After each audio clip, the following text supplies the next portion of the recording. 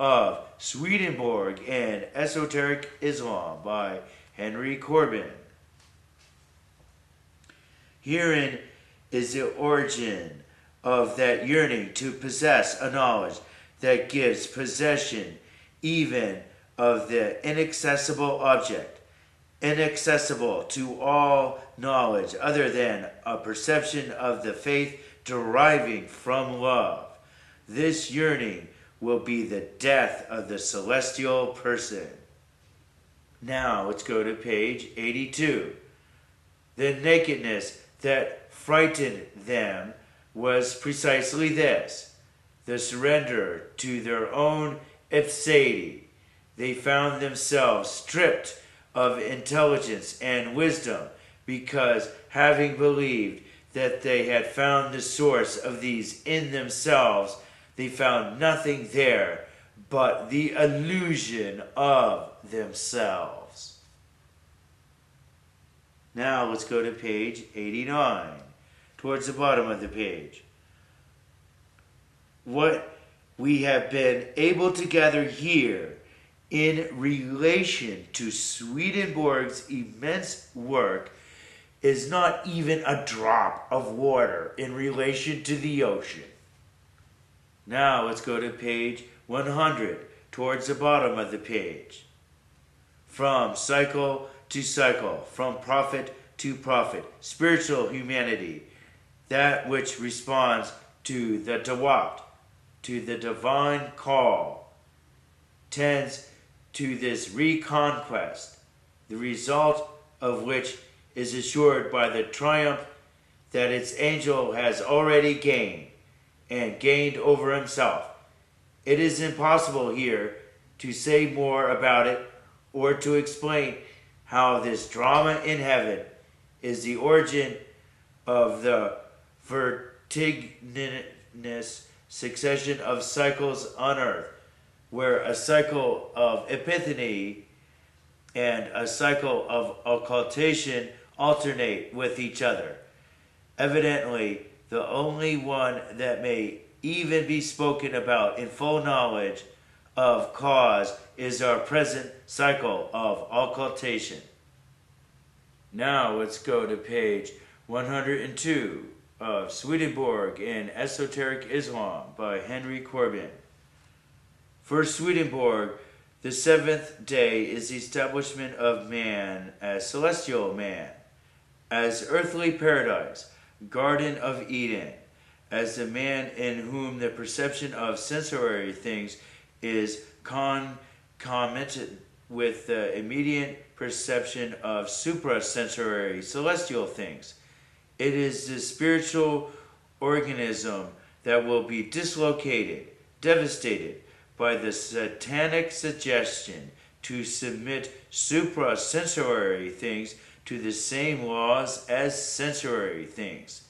In Islamic gnosis, the earthly paradise marks the descent of man on earth from the angelic state of humanity of the previous cycle of epiphany. The norm of his knowing is the concomitance of the external and the internal, the exoteric zahir and the esoteric batin, the perception of symbols. This concomitance will be broken, dislocated by the suggestion of Iblis, Satan, whose intervention is explained here by a preceding state of things.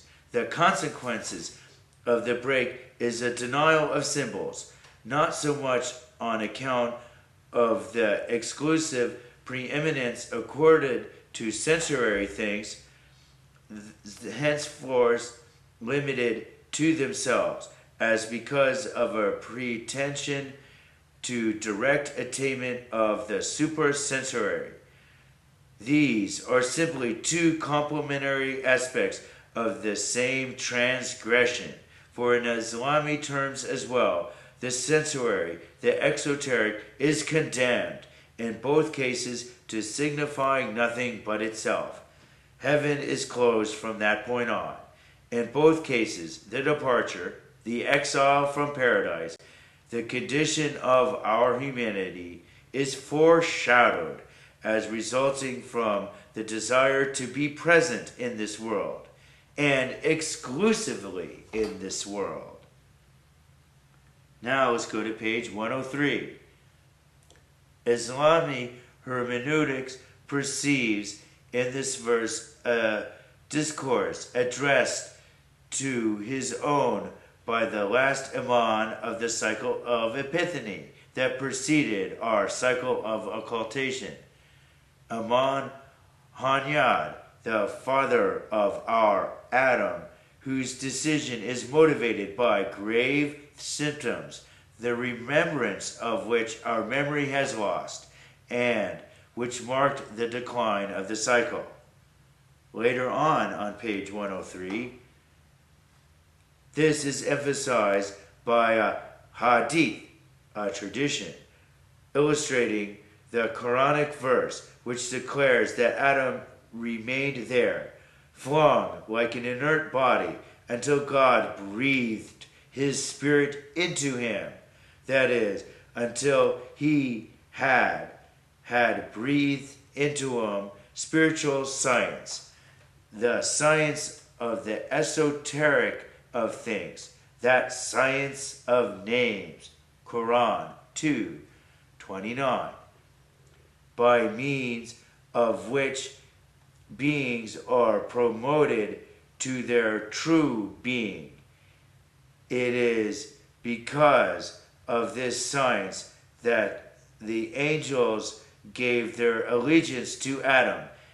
In the interval, however, Iblis has observed him and, being conscious of his own preeminence, cried, "He is nothing but emptiness." Thus he refused to bow down before Adam. Iblis himself had been one of the angels of the preceding cycle of Epiphany, one of the 12 Lawahik. When he is asked, "What prevents thee from prostrating thyself to one whom I have created with my hands? Art thou haughty, or art thou one of the high ones?" That is, according to the Islamic exegesis, are you one of the superior angels who are not concerned with the order given? Iblis said, "I am better than he. Thou createst me from fire, and him thou createst from clay."